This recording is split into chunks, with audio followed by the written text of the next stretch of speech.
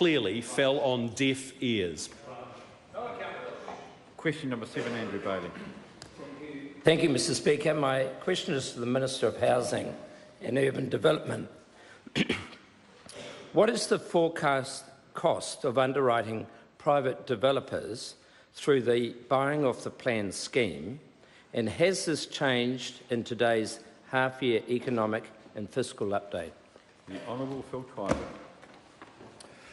The forecast net cost of underwriting private developers through the Buying Off the Plans initiative is expected to be zero over the first 3 years of the program. The target for the Buying Off the Plans program over the 10 years is to achieve a net zero cash cost of the underwrite. This is consistent with the basis of the Ministry of Housing and Urban Development's forecast, which remains unchanged. At 30 November 2018, the net expected cost of underwrites that I have approved over the life of the program is less than $1 million. The member may be interested to know that the business case modelled risk to the Crown in a number of scenarios as being between $0.3 billion and $0.7 billion over the 10 years. Note that that modelling has high and low volumes and different typology sizes, hence the range. The Crown will always have the flexibility to reshape the program if there are material costs over the first few years. There was no change in the haifu to the forecast cost of underwriting private developers through the Buying Off the Plans program.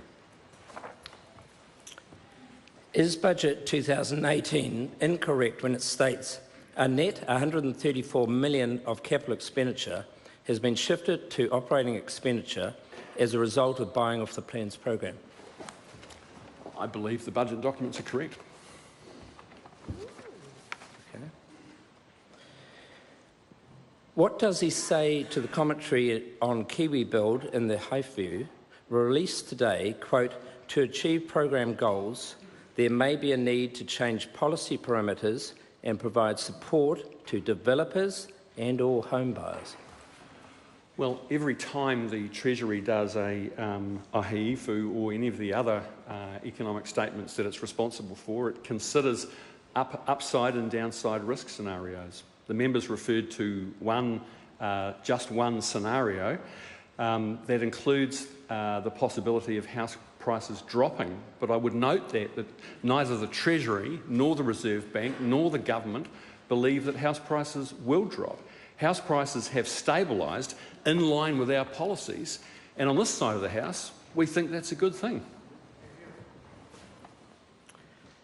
What are the conditions that would trigger the underwriting of private developers for the amount of $210 million that would result in the Crown paying money to KiwiBuild developers who are unable to sell their houses at the agreed KiwiBuild price?